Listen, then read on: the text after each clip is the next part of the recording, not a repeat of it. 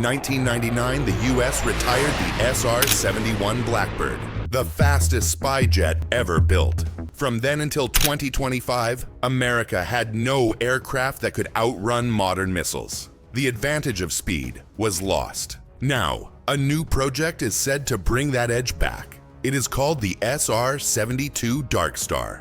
Reports link it to speeds of Mach 6. That is 6 times faster than sound. The purpose is not just to watch the enemy, it is to reach targets before they can respond. Some say the Darkstar is only an idea pushed by skunkworks in Hollywood. Others believe it already flies in secret tests. Its design is different from anything before. A special engine can switch from normal turbine power to hypersonic scramjet mode. Its fuel system keeps the body cool at extreme speed. Its shape allows flight higher and faster than past jets. This is not about taking photos. This is about striking anywhere with speed and surprise. In the next few minutes, we show how the Darkstar mission has changed. This is the untold story of the SR-72, finally exposed. When the US retired the SR-71 Blackbird in 1999, America lost the only jet no missile could ever catch. The Blackbird flew higher than any other plane. It crossed whole continents in just a few hours. It always escaped before defenses could react. But once it was gone, nothing replaced it. The jet had been more than a spy plane. It gave fast information. It gave safe returns. Its speed made survival sure. After retirement, the US relied on satellites. But satellites move on fixed paths. They cannot turn in seconds. They cannot appear quickly over new targets. And they can be tracked or even destroyed. By the early 2000s, both Russia and China built weapons to hit satellites. Lasers and missiles made space less safe.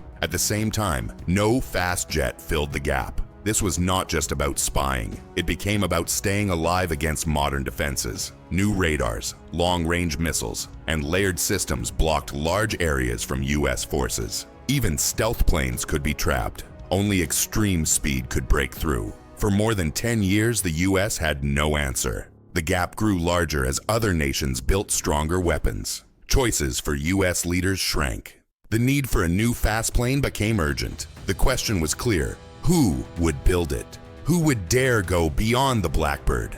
In 2013, the first clue came, and it shocked the whole aviation world.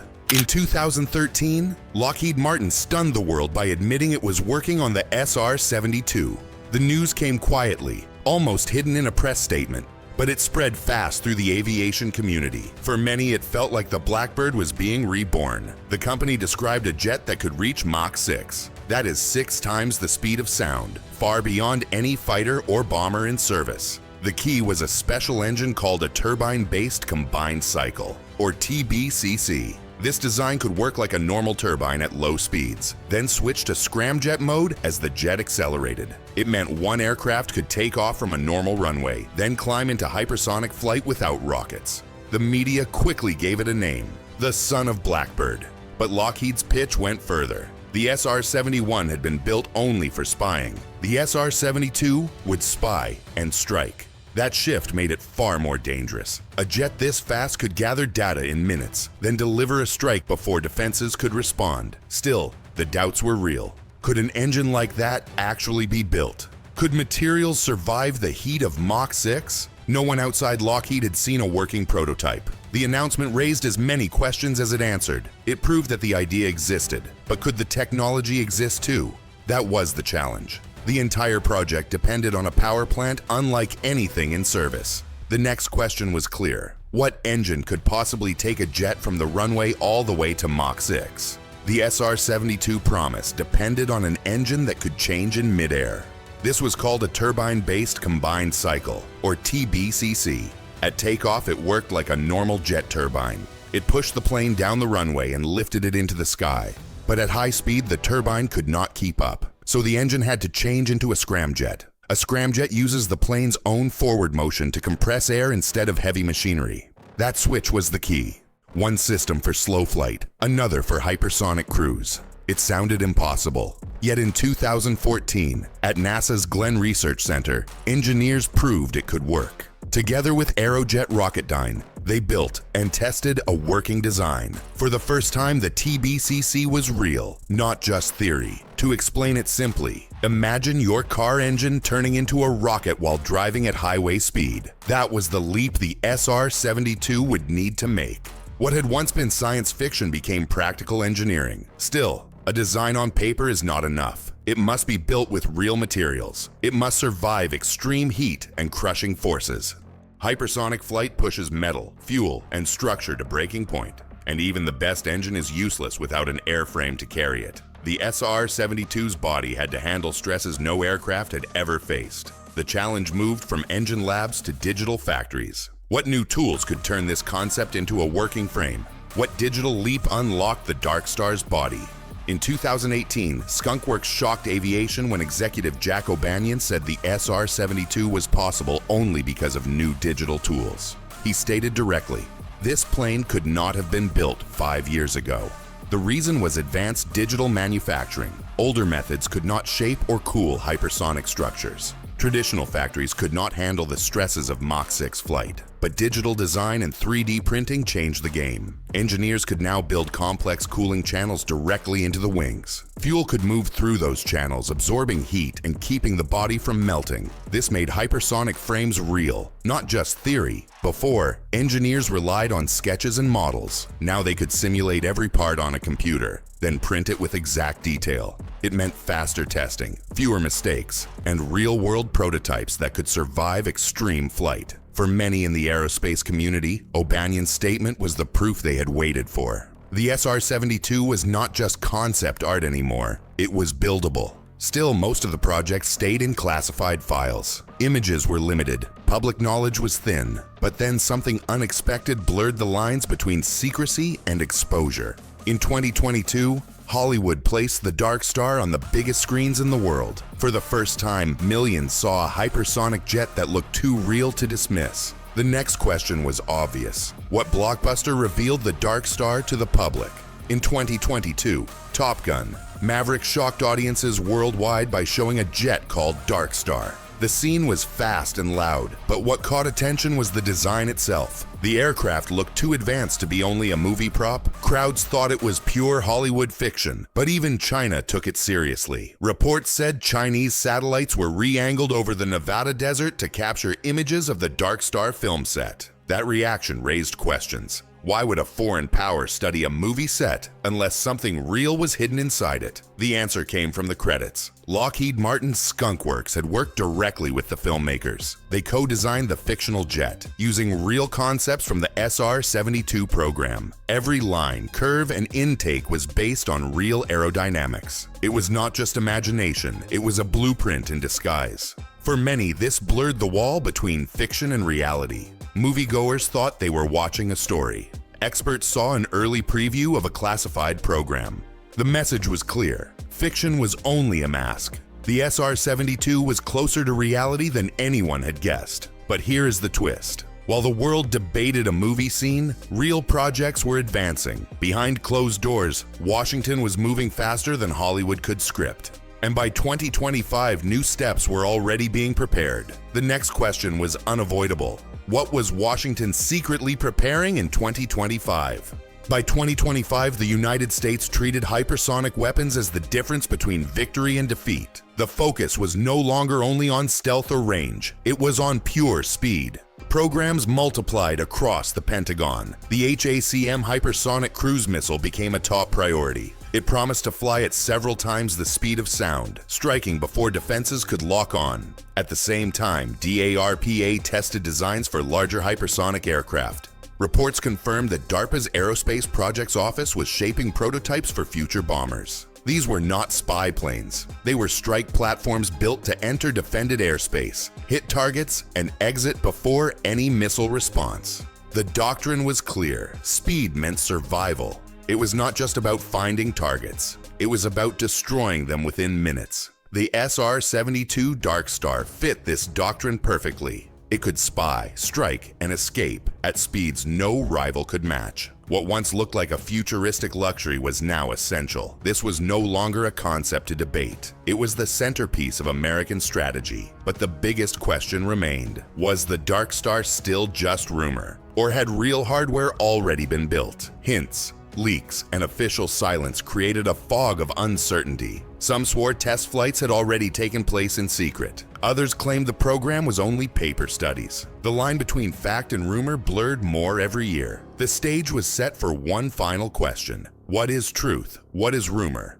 And what still hides in the shadows? The SR-72 remains unconfirmed, but every clue points to something real behind the secrecy. Officially, the Pentagon and Lockheed Martin give no direct admission. There is no public budget line that says SR-72. To many, it feels like chasing a ghost. Aviation fans debate if the program is alive, dead, or never existed. But the timeline tells a different story. Propulsion tests were validated in 2014 at NASA's Glenn Research Center. By 2018, digital factories proved they could build hypersonic structures. In 2022, the world saw the Darkstar design placed on screen in Top Gun Maverick. And by 2025, US doctrine openly centered on hypersonic weapons. Each step makes the SR-72 more than just talk. The pieces connect into a clear pattern. For enthusiasts, the silence feels familiar. In the 1960s, the SR-71 Blackbird was denied for years. It was dismissed as rumor, until one day it simply flew in plain sight. The same playbook may be happening again. In fact, silence itself could be the loudest signal. If nothing was happening, there would be no need to hide. But there is one more point. If the SR-72 exists, it will not be just a camera plane. Its design, its speed, and its stated mission point to something more aggressive. The Darkstar is not about photos. It is about reaching a target and striking before defenses react. That makes the stakes far higher than any past reconnaissance jet. And it sets up the final question. What ultimate role will the Darkstar play in war? By 2025, US strategy made one thing clear. The SR-72 could not be only a spy plane. The world of modern conflict had changed. Missiles moved too fast. Defenses grew too thick. Targets could disappear in minutes. A new jet needed to do more than just collect pictures. The SR-72 Darkstar was designed to be both sensor and shooter. It could find a target, share the data, and destroy it before defenses could react. In practice, this meant a mission measured in minutes, not hours. Commanders wanted an aircraft that could close the loop instantly, see, decide, strike, without delay. The plan also called for flexibility. The Darkstar could be optionally unmanned, flying dangerous missions without risking a pilot. It would link into the kill web, where satellites, drones, ships, and jets all share one network. Every platform could guide the SR-72 to the right target. Every strike could be coordinated in real time. The idea was simple. Combine the reach of a spy plane with the punch of a bomber, like a drone and a bomber fused into one body. That made the SR-72 a true hunter, not just an observer. The Blackbird's child had evolved into something new. What is the ultimate truth about Darkstar's destiny? Is the age of spy planes over, or has it simply transformed into something far more lethal? The SR-72 Darkstar is not a spy plane. It is America's first true sensor shooter at hypersonic speed. For decades, the idea of the Blackbird was tied to cameras and surveillance. Now the perspective has flipped. The Darkstar can find a target and strike it before defenses even move. A machine once imagined for photos is now built for precision weapons. In the hypersonic era, speed alone is not enough. Without firepower, speed has no meaning. That is the lesson of the Darkstar. Picture it in action. A jet takes off, climbs high, and pushes past Mach 6. Missiles launch to intercept, but they fall behind. Within minutes, the Darkstar finds its target, confirms it, and fires. Defenses react too late. The strike lands before warning systems can even finish their alerts. This is the new face of speed. In 1999, the Blackbird vanished. By 2025, its darker child is ready to return, not as an eye in the sky, but as a fist built for attack. If this is the future, is any air defense truly safe? The Blackbird once ruled the skies with only its camera. It was built to watch, record, and escape. Now the Darkstar may rule them with weapons. It is built to strike, not just to see. This change shows something bigger. Military technology never stands still. Every generation builds faster, sharper, and more dangerous machines. What was once science fiction becomes tomorrow's doctrine. The spy-to-strike shift proves that speed alone is no longer enough. a jet must also deliver firepower. That is the new balance in the age of hypersonic flight. The story of the SR-72 is not just about one aircraft. It is about how nations prepare for wars that move faster than ever before. Subscribe now for more deep dives into the weapons and aircraft reshaping our world. And tell us, do you think the Darkstar is already flying or still locked in the shadows?